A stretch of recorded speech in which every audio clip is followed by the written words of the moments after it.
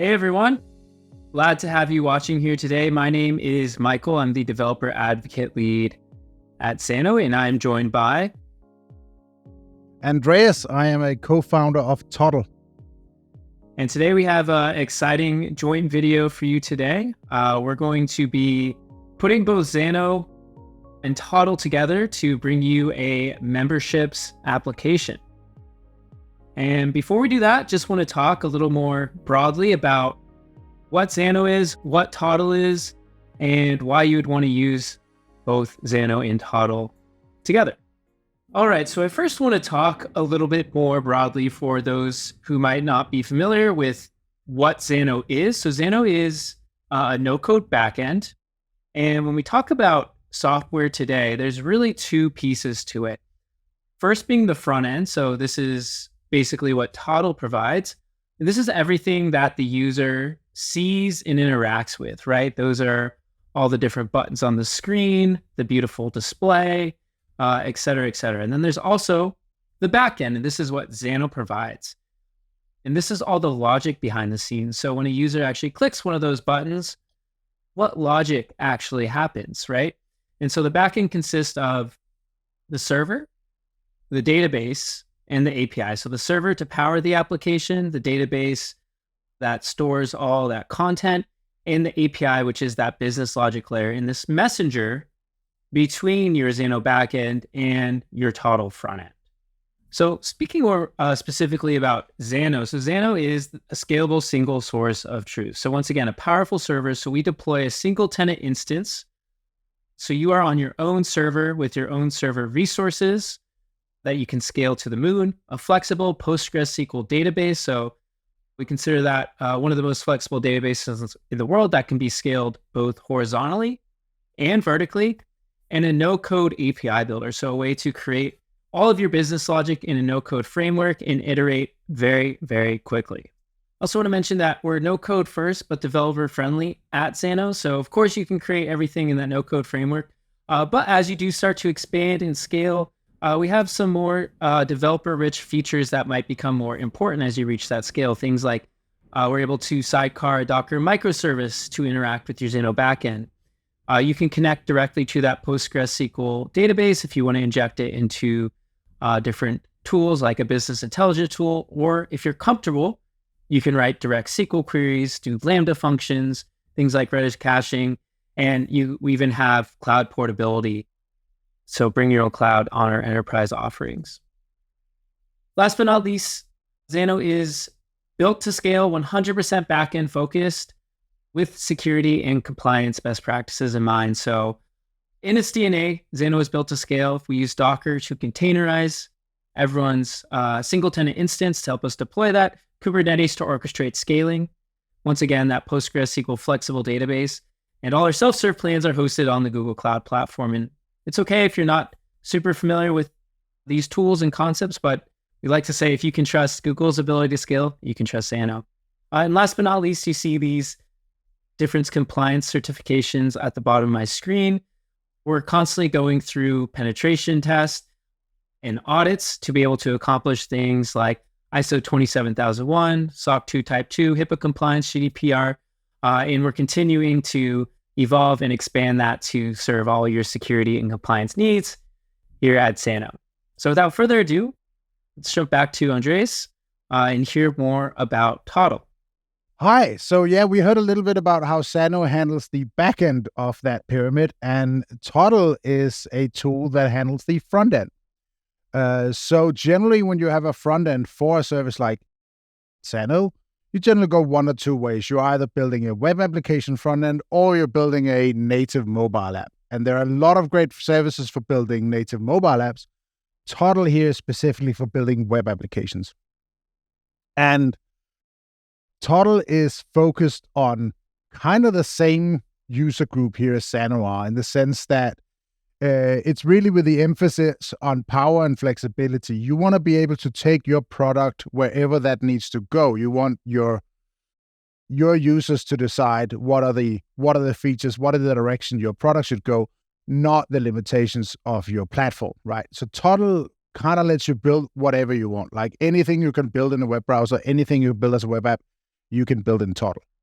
And combining it with something like Xano means you have a really powerful and robust backend.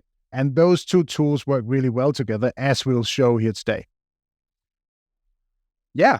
So should we start by taking a look at how our Xano backend is set up for this project? Yeah, I want to maybe just discuss one other, advantage of using something like Xano, which is 100% backend focus, and Toddle, which is 100% front-end focus. Is I think this idea of co-development makes it very much easy and streamlined, where it's very clear where your backend workflows begin and end, and your front-end workflows begin and end as well. And I will add to, like, one of the things that we do at Xano is we auto document all those API endpoints, which we're about to see as well. So when it does come time to plug into your front end like Toddle, everything is there documented and ready to go. Yeah, absolutely. I think the point that these are two separate services is something that maybe sometimes is a little bit undervalued. But the reality is that every project is a little bit different. So you might be building a mobile app and you need a powerful backend for that. And rather than go and try to figure out what kind of platform offer you mobile capabilities plus a server, and can that actually handle everything that Xano can? Actually having different services focus on each part generally means that you just get the best software for each part of the system, right? And it may be that now you need a web front end for your application, but you might want to add mobile on later, or vice versa. So being able to put together a stack of tools that work really efficiently together means that you can put together the stack that works for exactly your project. Exactly. Cool. Well, let's jump over to Xano now and talk about our memberships app that we'll be building. All right. So I'm over in the Xano workspace that we set up for our memberships application. So I'm just going to quickly kind of review some of the setup, and we'll just talk about some of the key points in the backend and some of the key API endpoints that we'll want to use to connect with Toddle. So just real quick for our memberships app, I just want to review the database very quickly. Pretty simple setup here today. We do have our user table. You can see we have name, email, and password. And you can see we've been testing this, populating it with some test accounts here. And just want to talk about this memberships object here, where we have the status of our actual membership. We can have active, inactive, or canceling. So active, an active membership, canceling. Someone cancels before their billing cycle's up. Inactive, don't have a membership. What membership that they actually have, monthly or annual. This is just a relationship here. A start date, a renew date if applicable, and an end date if applicable. And then just looking at our memberships table, very basic. We're not doing any payments today, but I do have a price in here just as an example. We have just a monthly or annual membership. And then content. So in this memberships application, we'll have different content that our users can view, right? So you can see we have a title. We have a check mark or a Boolean for if that content is premium or not. So premium content will only be able to be viewed by people with a membership. If it's not premium, then even those kind of inactive or free users can come in, get a little preview of the content, decide if they want to sign up. So that's the concept there.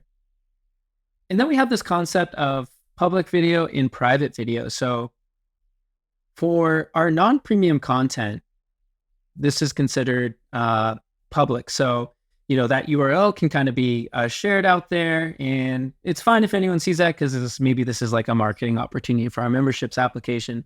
But then we have this private content here. And so these will actually come with a signed URL that has an expiration. So we're just kind of protecting that gated content, giving people a reason really to sign up for a membership because this is like exclusive stuff that we can see. And we're just pulling some videos here that you might see tutorials from our YouTube channel. So just as examples. Well, great. That's the database setup. Like I said, pretty basic, but let's jump to the API. And I'm going to jump into my default API group. So Andreas, as we start to talk about bringing, Xano into the picture with Toddle, Like, what are some features we're going to have? We're going to have probably login, a way to view that gated content.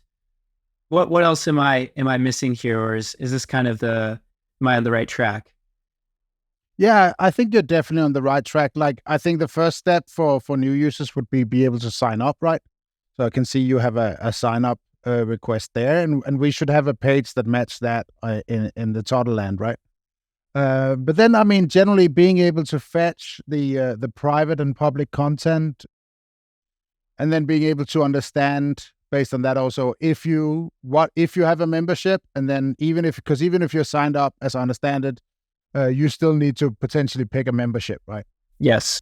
So the ability to go and do that, change your membership, and then come back and see the content you now have available. Like, that's under the core functionality I think we're going to showcase today. Perfect. Yeah, that all sounds great. We have all those API endpoints set up. So just real quick, the sign up endpoint, user signs up with a name, email, and password. We just have a added function from the typical Xano sign up endpoint here, where we're just setting that membership to inactive. So when someone signs up, they start as a free user, right? And so let's go back and let's kind of talk about new user signs up. Let's think about that flow they see. So first would be, they see that kind of free content. We have this endpoint here, content inactive. And this does require authentication, but there's, no necessarily, gating of the content. All we're doing is actually filtering to making sure that content is not any of that premium content, but any user can see this, right? So that's what we have here. So let's say, I love that content that I see. I want to actually go and add a membership. And so we go down here and we have this user/membership. And so this API endpoint takes in a membership ID. We go and look up that membership record, make sure it exists, right? So we don't want to put in a membership that doesn't exist. All we're doing here is we're creating this membership object on that user. We're going to say that our status is active. We get that relationship. We take in some timestamps for the start and renew date. That renew date just changes basically if it's monthly or annual. That's what this condition is.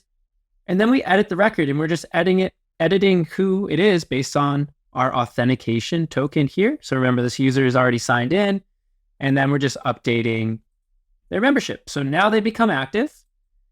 And what happens next? They're actually able to also view our premium content. So you'll notice this requires authentication. We do have a check here. We're going to go get that user record based on that auth ID from that auth token. We're setting a precondition here to make sure that they're not an inactive or free user, right? And then we are getting the content, just the premium content for here. And in this for each loop, we're just creating that signed URL for each of those videos in the list. We have a time to live of 60 seconds. And then we're able to serve up that premium content for our membership users. And once again, this is all automatically documented and synced up here with Xano. So we're able to use our Swagger documentation for all our API endpoints as we need to connect with Toddle. So that at a high level is, I think, what we're going to use today. Andres, did I miss anything, or are we ready to start connecting the backend to the front end via these APIs? No, I think we're ready. I just want to say I really like the signed URL there is a nice touch, because I think quite often that's something people forget when building these kind of systems, that if your content, for example, isn't loaded by a signed URL that actually expires in this case, then basically anyone can just go and share it, right? And the whole idea of this platform is that we actually have some control of who can view our content. So I think that's a really nice touch. And I think we're ready to get started on the front end. Cool. Yeah, let's jump over to Toddle then. Right. So Michael just sent me a link here to our Swagger doc. So as he mentioned earlier, Xano is also documenting. That means that from him creating these things, I actually get this whole specification here that I can read, and I don't even need to actually have a user on his account. He can just send me this, I can view it from the outside, right? So I get to look at what are all the specification for each API endpoint that I can call. And I've already loaded up the application. This very much is we cheated a little bit and pre-made one the day before kind of tutorial. There's obviously a lot to build to get something like this to work. And if you want to learn more about how we build things like this in Toddle or how you build backends in Xano, there's a ton of videos on our respective channels that really go into detail and teach you how to do this. So today is just going to be about how do we get these things to work together so that we can form a complete application. So I've already built all of the UI for this setup. But right here, if we're looking at the video here, I'm not 100% sure our audio will come through. But we basically have a little, like a Pixar short, which is our default video element on the screen. So these are all just hardcode, and it's the same one down here. So these are just videos I put in. They're not actually representing any content right now, right? And all this content is what we call static. As in, you can't, like it'll be the same every time. We're not using it in data services. But before we actually start fetching content from Xano, the first step we really want to do is allow people to sign up to our membership app, of course. So we're going to go here on our left side and open our project overview. And we can see all the different content pages, components, etc. All the things we have in our Toddle project. And I'm going to open up this sign-up page here. And what we've done here, we've created a sign-up form. We've already wired it up with the different variables we need to keep track of the different inputs. But what we need to do is actually add the API we're going to call when the user signs up. So I'm going to go and do that here by clicking plus, and then I'm going to say sign up. I'm just going to name it sign up. And so now I'm going to go back to my specification here and see, right, what is the API specification for sign up? And we can see that's right here. And it gives us all the information of what we actually need to do. So the first thing I need to do is I want to copy this server base URL. So this points to the specific account, the specific instance that I'm actually calling in Xano. So if you build the similar project, this is going to be different for you. Every account is going to have their right. And I'm going to go and paste that into the URL field. And I'm going to change this to a post because that's what we got here from sign up. It's a post request. And Toddle actually already starts parsing the URL as you paste it in. So it says, well, we've got a base host name, what we call it here. And then the first part of the path is this API and then an identifier, right? And we don't really care what it is as long as we know that it matches the one in Xano, right? And then the next two steps of this path we can see is auth and sign up. I'm going to go and add those two here. So we end up actually having a URL here on the right that says our base URL, the first bit of path that was dictated by Xano here, and then auth and sign up as the last part. So this is the URL we want to post to, right? Now, if we go back and check, well, the next question is, what is it we need to post? And right here, it's giving us this very nice example printed in JSON saying we need a name, an email, and a password. And in this case, we can scroll down to our body because that's what our API spec set, the request body. And we can go and add that. By default, Toddle always uses like defaults to JSON because that is by far the most common type of data we send. So we don't really need to worry about that. And when we go in here in our formula editor and create an object, the API is automatically going to convert it to JSON. So the formula editor here basically lets me manipulate data. It's somewhat similar conceptual what to use Xano, but it's a slightly different system because it's a slightly different use case, right? But what I can do here is I can type object to create an object. Objects are like, as we say here, JSON object that has all these name and value properties. And I can go and create the first one called name. And now I can either type in a name here, but that would send the same name every time. So what I'm going to do is actually go here and click this little plus and then pick out the name. And this variable is the one that's bound to my input. So as you type in the input form, the name, password, and email variables automatically going to update. So we're going to add this in. Dynamic there. Exactly, right? So I'm going to change this. This is my email, and the last one is password. And we're just going to drag this up a bit. And the last one here is going to be password. I'm running at a fairly large screen enlargement to make it work on video. So it's always a little bit hard to make your UI fit in these cases, right? But so what we're basically saying is we've now constructed this object, and you can kind of see it looks somewhat similar to what we had in the Swagger example. But the actual values are actually going to be the ones here from my sign up form, right? So let's go and give that a shot. I'm going to say name, Andreas. Email is going to be my andreas@toddle.dev. And password is going to be password 1. Don't choose password 1 when you're creating passwords unless you're doing it for a demo video. But in this case, we're keeping it very simple, right?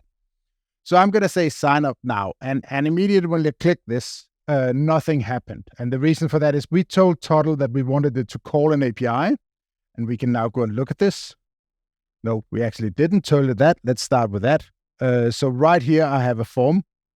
And I want to tell it that when I submit that form, we should call the API. I hadn't done that yet, so actually nothing happened. So let's go and do that. I can do that by saying form, and then events, and submit. And right here, I get this workflow. And this, again, conceptually, just like in the Toddle where you had each step, we always added to the API. This is essentially the same thing. I'm going to say I'm going to call this sign up API, right? So let's go and try that again. I'm going to press the play button here to go into test mode, and I'm going to click my button. Now, we're not going to see any different because we've only told it to call an API. We haven't told it to do anything afterwards. Let's go and see if we got any data back from our API. And we can see right here, we are getting a data response, and that has an auth token on it. So that means we've signed up successfully. And Xano has said, well, you now exist, and here's the token to sign up. And also in my headphones, I got an email that said, you've signed up for Xano. Well, I'm pretty sure that's what the notification was. You can't, of course, hear that. So now that I got my authentication token, the way Toddle works is that it can actually take care of your credentials for you. And that's really handy because generally that's the thing you don't want to lose, right? This token is how Xano now knows that I'm allowed to do all the things that I'm about to do, right? So I need to take good care of it. I need to not share it with anyone, and I need to store it in a way that's secure in case that there are malicious things going on in my browser with plugins, whatever. I want to keep it as secure as possible. And the best possible way to do that is actually just store it in a cookie.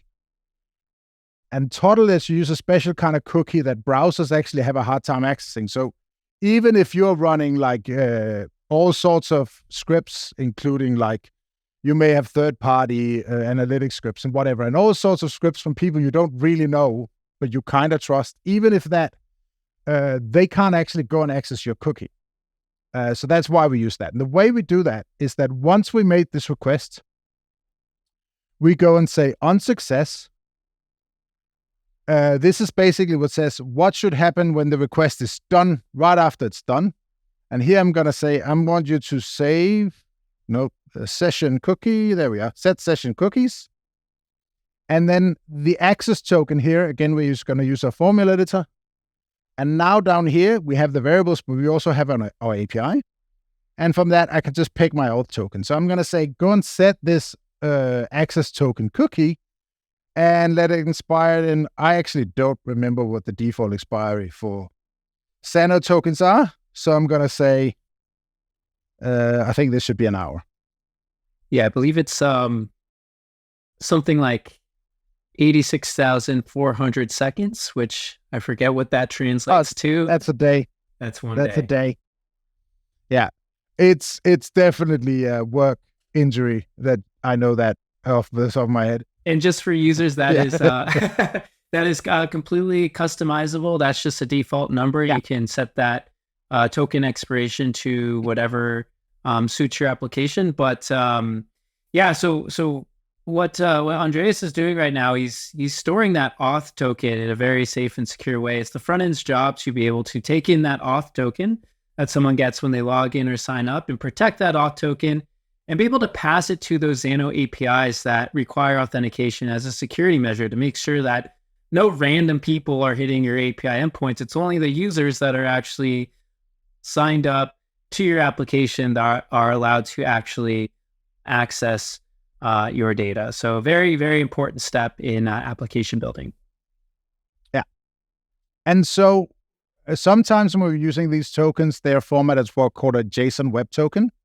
And in that case, you don't actually need to set the expiry date because Toddle can read that token and actually parse it and understand things like expiry.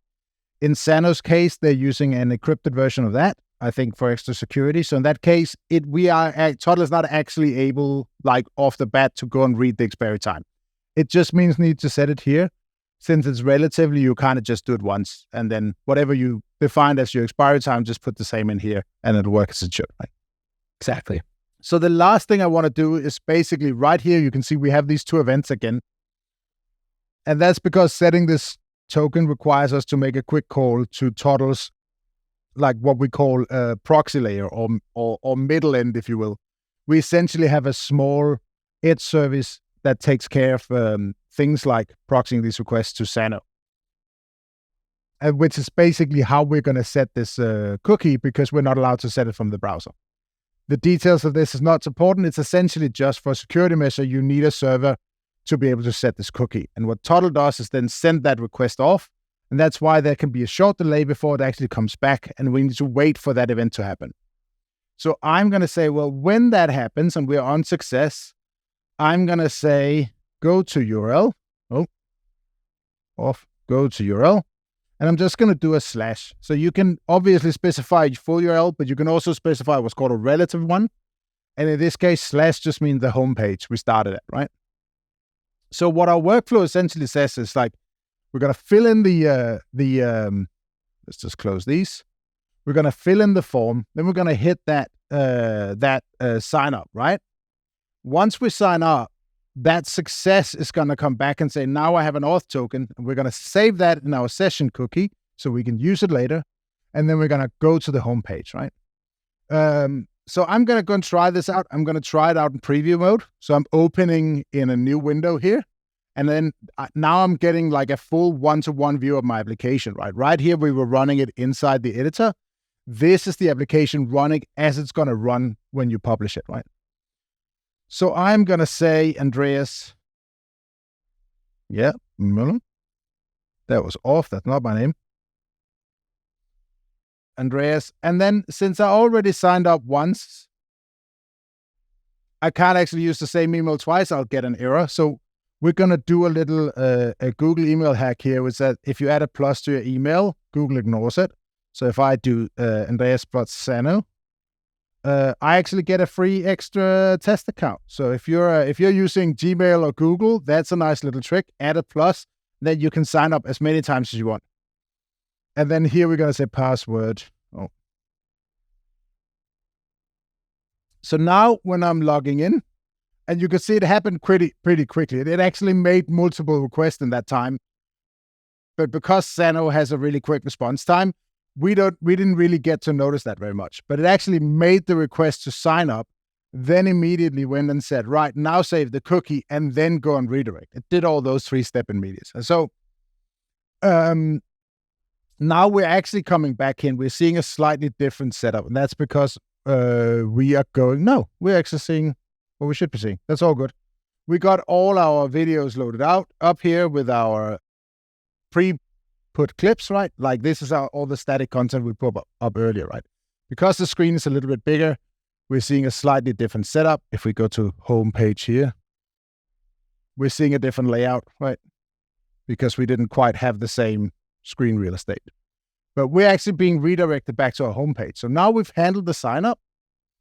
And the next step we want to do here is go and make sure that when we're logged in, we'll get to see all the videos we're allowed to see, right? So I understand there's some of our videos that are our free to watch, the non-premium, as you may, right? Right. So let's go have a look at that. Right now on our homepage, again, I'm just listing some videos here. We can sort of see here, we got this list. So in HTML, a UL is an unordered list, and LI is a list item. Toddle stays very close to the platform because that generally makes it easier to work across different technologies with a lot of different people. if people know HTML, which for example you need for the browser, everybody can kind of speak the same language. So it made a lot more sense to stick with HTML than try and invent our own naming conventions, right? So in this case, we've got these list items. We got 3 of them here, one for each. Let me just double click. One for each of these videos. And inside, we've got a video element, and then we've got a div block with a link down here, and like a little span which should have the topic in it, the type of sort of the video, right? Now, what we want to do is instead of just print these, like show these 3 videos, we want to go and fetch that content from the API in Xano and then actually render the correct content coming back. So once again, we're going to add an API here, right? And this time I'm going to call it, what do we end up calling it in the, what do we have in content? It was called content inactive. Inactive, yep. That's the one. That is the one. That we are going to go, let's just close this one. We're going to go with the same again, content inactive. Oop, I can't spell.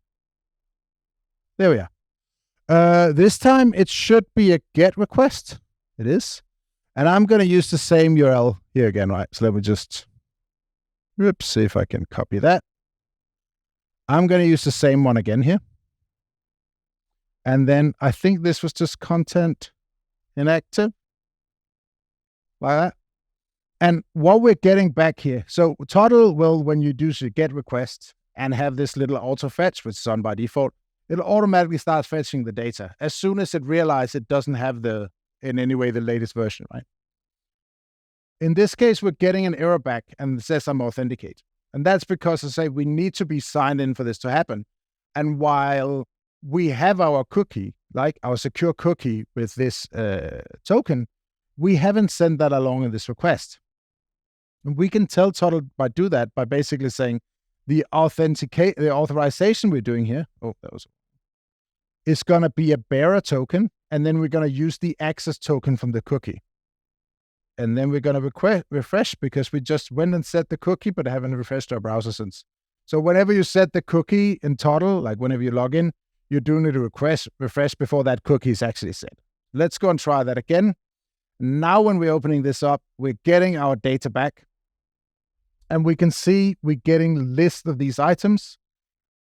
And they have a title. They've got this mark. And this is everything we saw in the database earlier, right? We've got the premium. We've got a category data manipulation. Then we've got a pub video and a private video, right?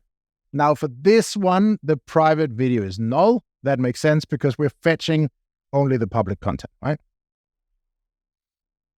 Now that this data is fetched, I can use this inside my Toddle application as I'm rendering my content.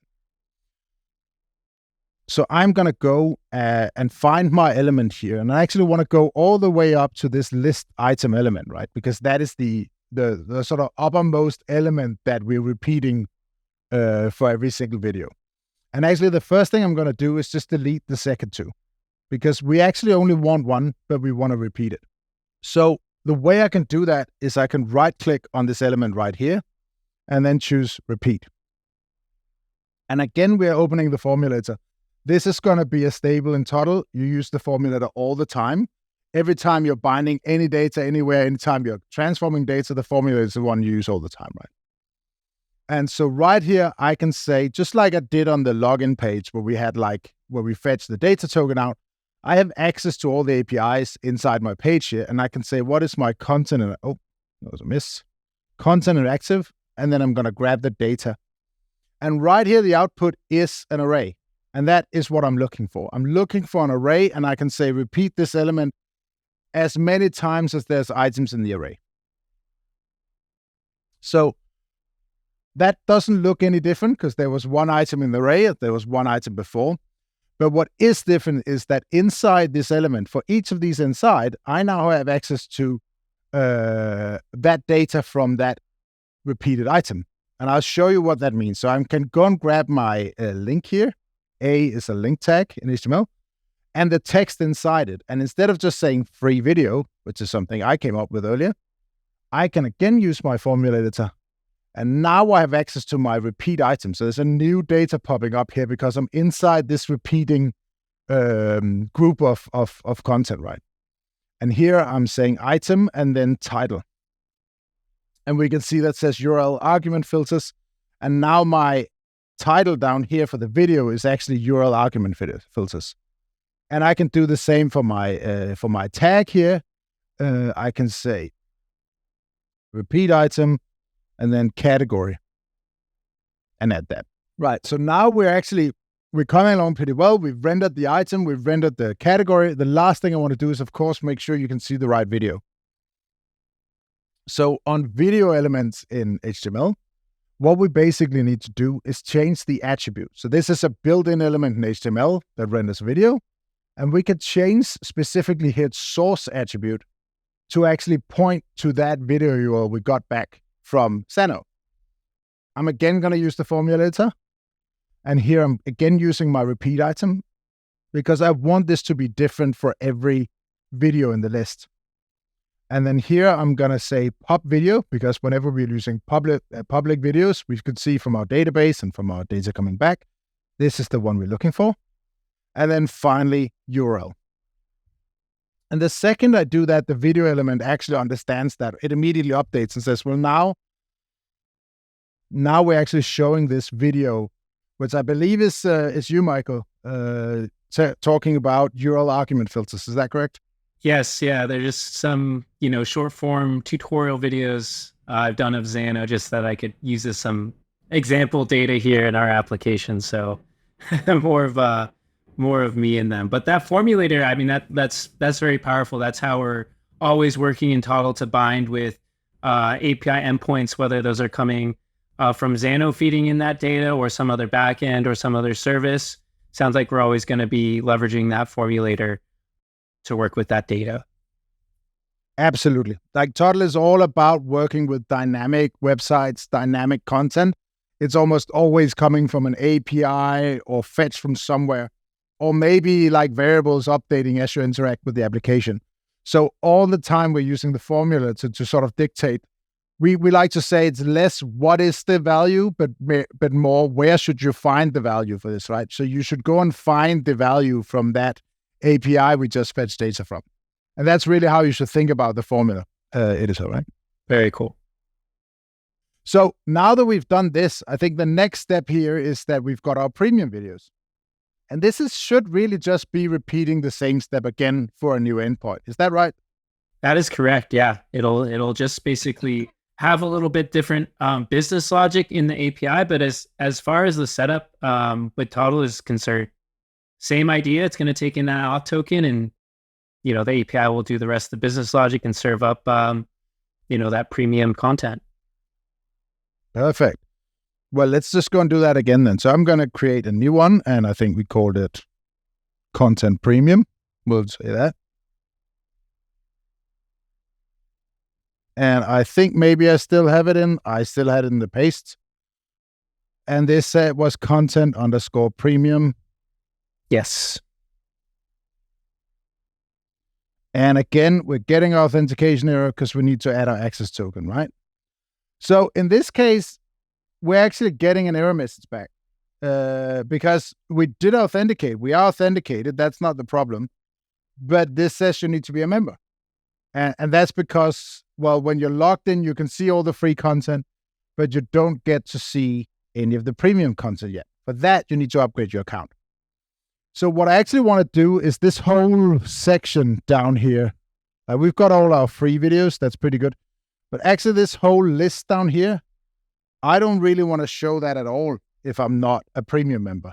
And instead, I actually have a little box down here where I said, well, if you're not a premium member, let's show this box instead, and then you can go and upgrade your membership.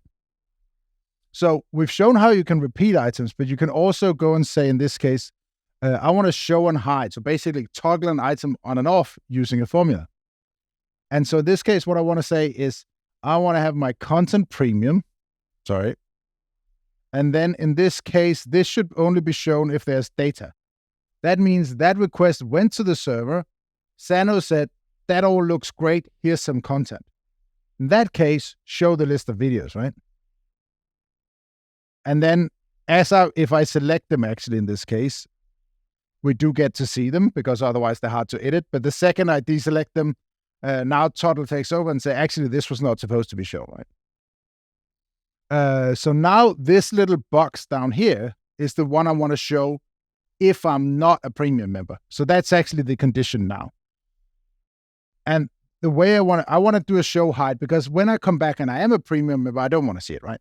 So I'm still gonna add a formula here. And in this case, it's gonna be my content premium. I keep misclicking that one. And then if there's an error, and I think let's just check the payload, we'll do the message. And in this case, I'm just gonna say if that error message equals, and I just copied that. Nope. There we are. Need to be a member. Was that there? Right.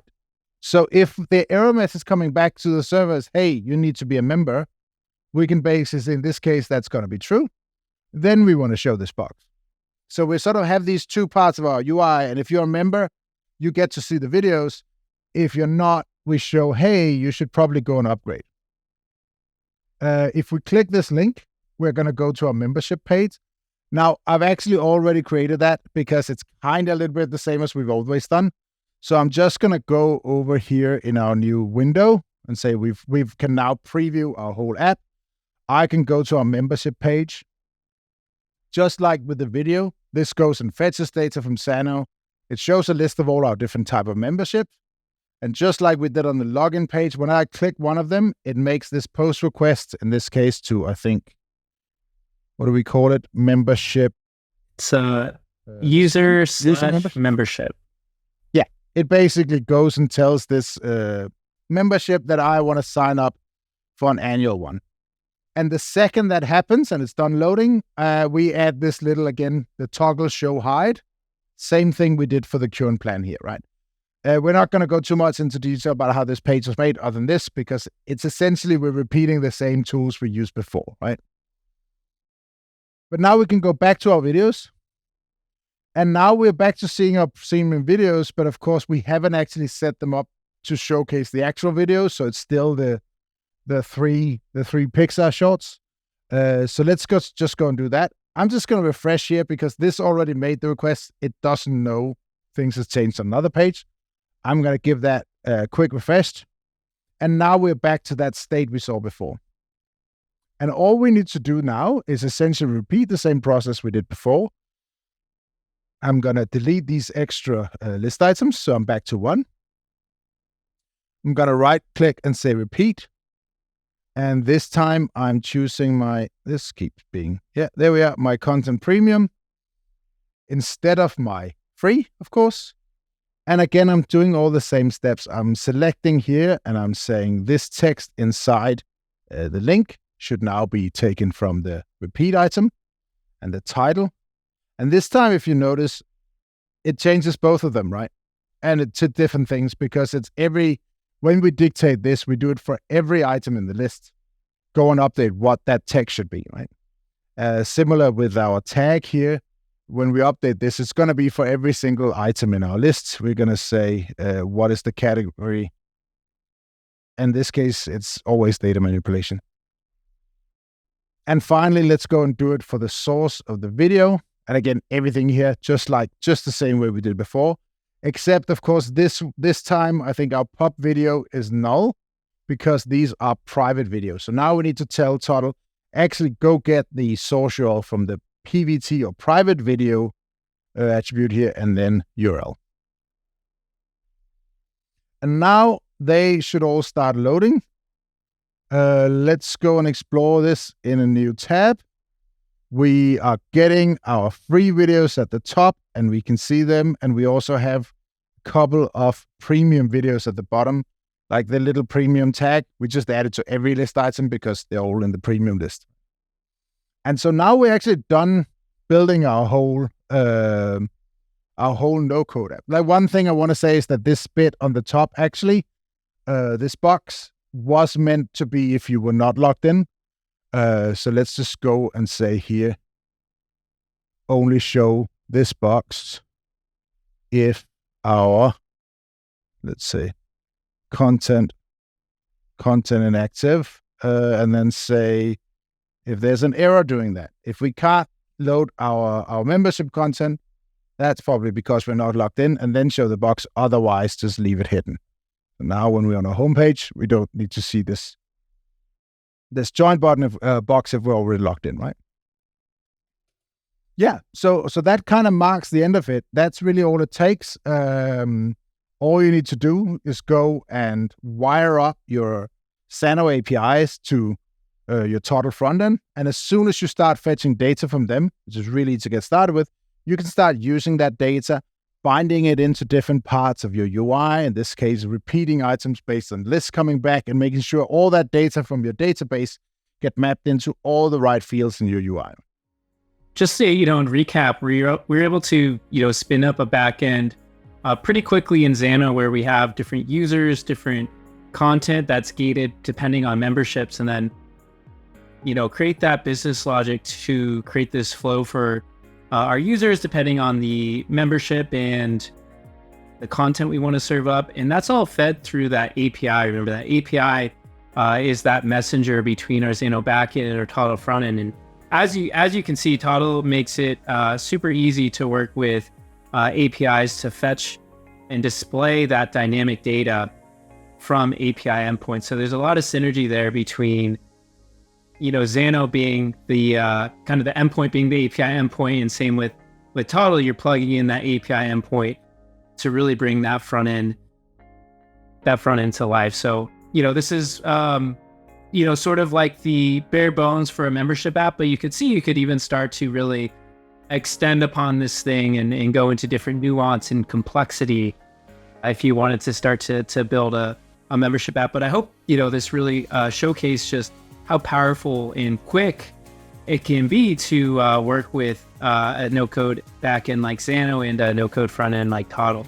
Yeah, absolutely. And obviously, we focused a lot on the integration here. If you want to learn how to build something like this in Toddle, there's obviously a ton of steps that we skipped over here. So you can go and check out our website, toddle.dev, check out our documentation. I think especially check out our YouTube channel. We've got a lot of in-depth tutorials that really takes you from the very start to building an application like this, right? And so, Michael, what about Xano? If someone's curious, maybe they already tried Toddle, but want to learn how to use Xano. Absolutely. So, first and foremost, Xano.com is our website. Our YouTube channel is rich with many, many tutorials on how to build in Xano. We're constantly pushing out content every week. Our community.xano.com is rich with resources, our documentation, of course. And I have a little part that's going through kind of some of the setup of the Xano backend that you'll be able to also view. Recommend going over to Toddle's channel to check that out, and also some Toddle videos there as well. So plenty of resources there to help. And, you can always just post to us in the community as well, and we will let you know how we can help. Absolutely. And of course, the same is true for Toddle. You can join our Discord if you want to ask us any direct questions. We're always hanging out there ready to answer anything you want. And we'll link all these resources up in the video description. But thank you all so much for joining us today. Really appreciate it. And, if you, we'd love to see what you can build with Xano and Toddle. So please let us know. Any final remarks, Andreas? No, thank you very much for today. It was a blast to build this application with you, and it's always a joy to see what Xano's capable of. Awesome. Thank you, everyone.